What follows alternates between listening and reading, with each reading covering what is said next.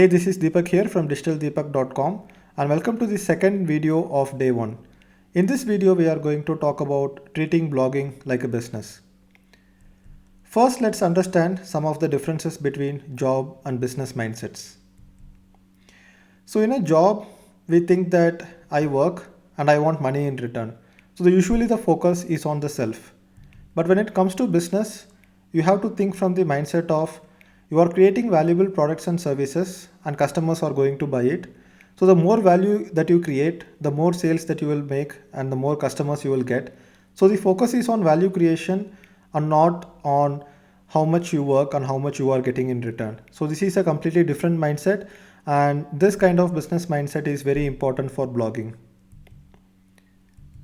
So the next mindset is that we think that we will work X hours and then we need this much money in return.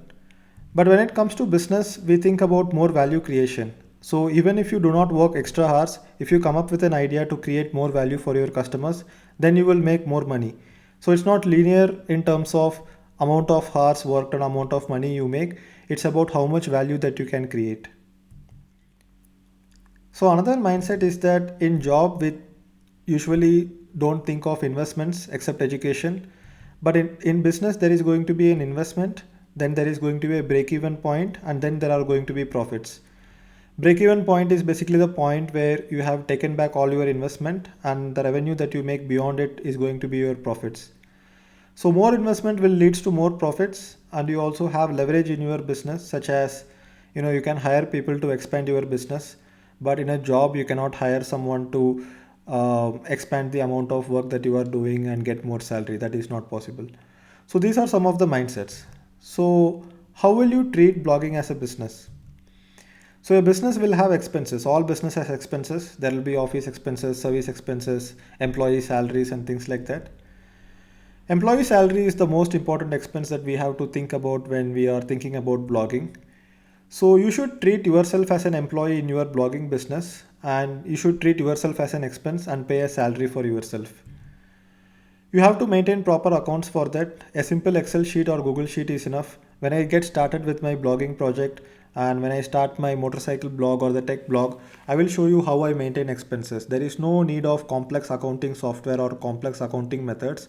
You just need to list out all the expenses that you are making and all the revenue that you are making. Now we will also talk about some example numbers. So let's say you make 1 lakh revenue from your blog. And let's say after expenses such as hosting, email marketing and advertising and all other expenses, you are making a profit of 50,000. Now you don't think about taking this 50,000 home as a salary for yourself. So what you have to do is you have to assume 10% of the revenue as your salary and just pay yourself a salary of 10,000 rupees. So when you are operating the accounts for it, for the blog have a separate bank account and for yourself have a separate bank account. From the blog's bank account, maintain all the expenses and income for the blog and pay yourself a salary from the blog account to your personal account so that you don't end up spending more than 10% of the revenue as your salary. So now after salary you have 40,000 rupees profit from the 50,000 profit that you made, and you can reinvest this 40,000 back into the business so that you can make even more revenue the next month. And once you make more revenue, then let's say you make 1.5 lakhs in revenue, then you pay yourself 10%, then your salary increases from 10,000 to 15,000. So this is how you have to think about blogging as a business. So you have to build assets in your business because assets will help you make more revenue. So assets include email list, SEO ranking that you have, the domain name and the brand, the content that you have created, and the products and services that you have created. So let's take a look at Digital Deepak's assets, which is my own blog's assets. So I have an email list of 1,80,000 people. I have a Facebook group of 50,000 members. I have a Facebook page of 1,60,000 likes. The relationship and the good brand image that I have with my followers, the content on the blog and the products that I have made are definitely assets. And SEO ranking and traffic which I have are also assets, right? So these are the assets I have. And with so many assets, I have the power to make more revenue with product launches.